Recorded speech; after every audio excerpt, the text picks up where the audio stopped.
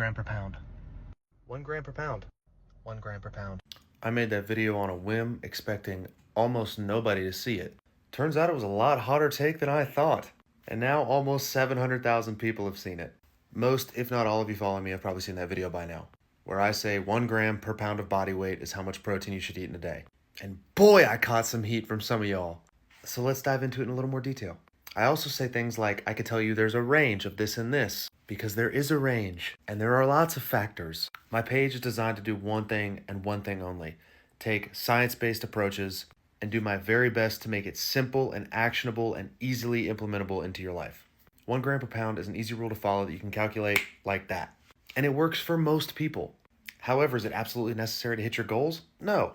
Really, the literature shows us anywhere from 0.6 to 0.82 grams per pound is enough to trigger muscle protein synthesis and create new tissue and even maintain muscle mass in a caloric deficit. Also, if you have more than 50 pounds to lose, it probably does not make sense to multiply by goal weight. If you are 400 pounds but you need to be 180 pounds, you should not eat 400 grams of protein a day. Of course not.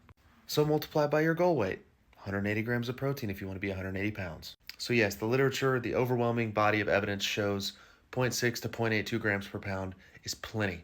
Take your body weight, multiply by 0.8. I do also say that in the video, but no one seemed to notice or acknowledge it. However, there are some benefits to eating 1 gram per pound of body weight in protein. For those on the leaner side with not quite as much body fat to spare, it may be more lean mass sparing to keep that protein as high as you can comfortably. Maybe. Also, if you're in a prolonged diet phase, you're dieting for 6, 8, 12, 14 weeks, some people for 6 or 8 months going on a weight loss journey, there are going to be periods where your body fights back and you're really hungry. And protein is the most satiating, most filling macronutrient of the 3 macros: protein, carbs, and fats.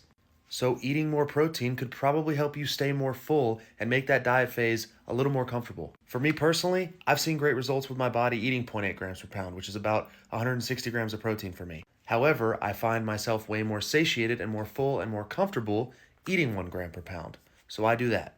And there is no literature documenting any adverse effects from eating a little bit more protein.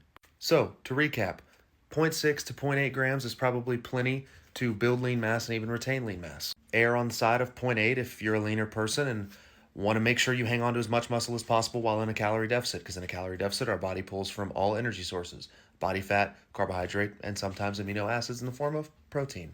So why not cover your bases and just do 1 gram per pound? Sue me!